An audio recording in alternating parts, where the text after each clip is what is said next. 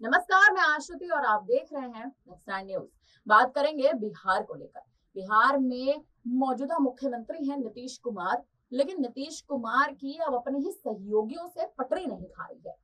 ये हम इसलिए कह रहे हैं क्योंकि नीतीश कुमार का चिराग पासवान के साथ जो रिश्ता है वो खराब होता जा रहा है।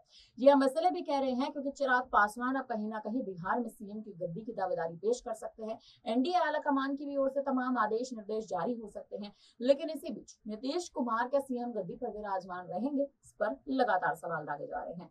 नीतीश कुमार की बात कर ली जाए तो बिहार में बतौर एक सीएम चेहरे के तौर पर देखें तो हाल ही के समय से यानी पिछले लंबे वर्षों के समय से 9 साल का कार्यकाल 9 बारी के मुख्यमंत्री नीतीश कुमार रह चुके हैं।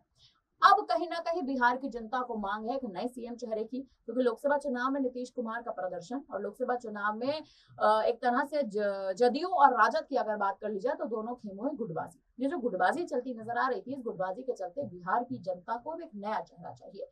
हालांकि कहा जा रहा था कि चिराग पासवान वो नया चेहरा बनकर उभर सकते हैं, लेकिन अब जब से प्रशांत किशोर की राजनीति में एंट्री हुई है तब से ही चिराग पासवान भी कहीं ना कहीं उनकी राजनीति धरी की धरी रह गई है।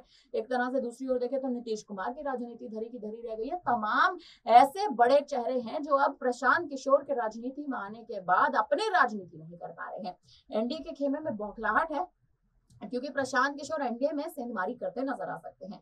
इसलिए भी क्योंकि हाल ही में चिराग पासवान के ही एक बड़े चेहरे को, एक कार्यकर्ता को प्रशांत किशोर ने अपनी पार्टी में शामिल कराया था, जिसके बाद चिराग पासवान को इस बात का एहसास हो गया कि प्रशांत किशोर बिहार में खास तौर पे एलजेपी में सेंधमारी कर सकते हैं, क्योंकि लोकसभा चुनाव में पांचों की पांचों सीटें चिराग पासवान लेकर गए थे, जीत कर लेकर गए थे, जिसके बाद सांसद भी बने।